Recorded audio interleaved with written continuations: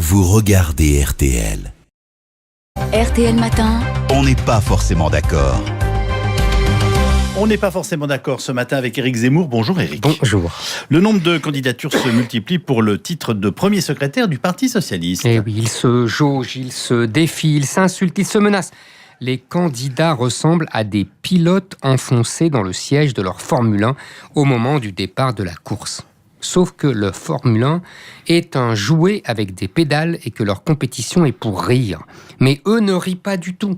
Ils ne se sont pas aperçus que le parti dont ils briguent la direction s'est évanoui, qu'ils poursuivent une chimère, un mirage dans le désert, que les candidats sont plus nombreux que les militants qui iront voter, que le Parti socialiste n'est plus un objet politique, mais un objet d'histoire, que l'appareil, ce fameux appareil qui a fait rêver des générations d'apparatchiks, est en carton-pâte, qu'ils n'ont pas de différence idéologique entre eux et s'affrontent sur du néant, que la plupart devraient avoir déjà rejoint la majorité de Macron, comme l'ont fait Manuel Valls ou Collomb, que les autres devraient rallier Mélenchon, quoi qu'il leur en coûte, que les deux gauches qui se sont pendant des décennies combattues au sein du Parti socialiste se sont reconstituées au dehors.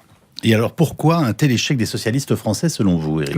Leur histoire n'est pas seulement française, mais européenne et même occidentale. Ce qu'on a appelé la gauche, le camp du progrès, le socialisme, la social-démocratie, perd partout, ou presque, élection après élection. Aux États-Unis, en Allemagne, en Autriche, en Espagne, c'est une hécatombe. C'est la synthèse social-démocrate qui n'opère plus. Cette synthèse mise au point en Allemagne à la fin du 19e siècle et qui a gouverné toute l'Europe après la Seconde Guerre mondiale reposait sur un principe simple. Le mouvement ouvrier renonçait à la révolution communiste et en échange, le patronat et la bourgeoisie accordaient augmentation de salaire et avantages sociaux, faisant rentrer les misérables, chers à Victor Hugo, dans une grosse classe moyenne avec auto et congés payés. Ce compromis historique est mort en 2 temps. Avec la fin de l'URSS, la bourgeoisie n'a plus peur des rouges et ne se sent plus obligée de faire des concessions.